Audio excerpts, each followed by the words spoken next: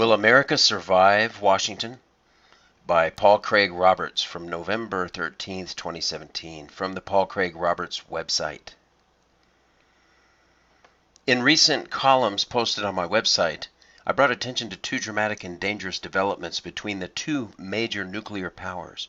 One was the public statement of the deputy commander of the Russian military's Operation Command at a recent Moscow security conference. Lieutenant General Viktor Poznier, Deputy Chief of the Main Operations Directorate of the Russian Armed Forces, stated at the Moscow International Security Conference that the Operations Command of the Russian General Staff was concluded that Washington is preparing a nuclear first strike on Russia. The other is the report that the U.S. is collecting Russian DNA for the U.S. Air Force Weapons Laboratory. The implication being that the U.S. intends to research if a bioweapon can be created that only targets Russians. As far as I can ascertain, neither of these startling developments were reported in the U.S. media. One would think that the White House would have been on the telephone to Putin giving reassurances that the U.S. is not planning a surprise nuclear attack on Russia. One would think that the publication of U.S. contracts for Russian DNA and Putin's public statement about it would have immediately resulted in President Trump ordering a halt to the Russian DNA project. But not a peep. Instead, the morons ruling us are content to send two back-to-back messages to Russia that we intend to wipe out Russia. Can you imagine anything more reckless and irresponsible than to convince a nuclear power that you have targeted them for destruction? Where are the American and European media? The prostitutes are busy at work repeating endlessly the military security complex and the DNC's lies about Russiagate. Alternatively, the prostitutes are focused on what the NFL's national anthem policy will be. We are experiencing the total failure of the leadership of a country. While threatening Russia, the military security complex and the prostitutes are simultaneously creating an ominous Russophobia among the U.S. and European populations. President Trump said after his recent unofficial meeting with President Putin that he believed that there was no Russian government interference in the U.S. election.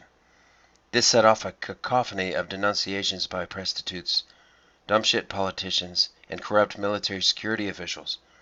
Recently, I pointed out that these highly visible threats to Russians are mindless considering the military inferiority of the United States. The Saker concluded that I was correct in my assessment.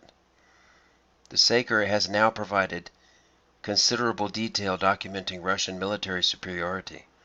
If the morons in Washington persist in their insane aggression against Russia, the U.S. will completely disappear from the face of the earth, and likely also its dumbshit European vassals.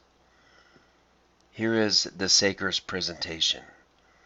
Meanwhile, the effort to keep Americans and Europeans totally ignorant of everything that is really happening, substituting Washington's controlled explanations for actual reality, continues.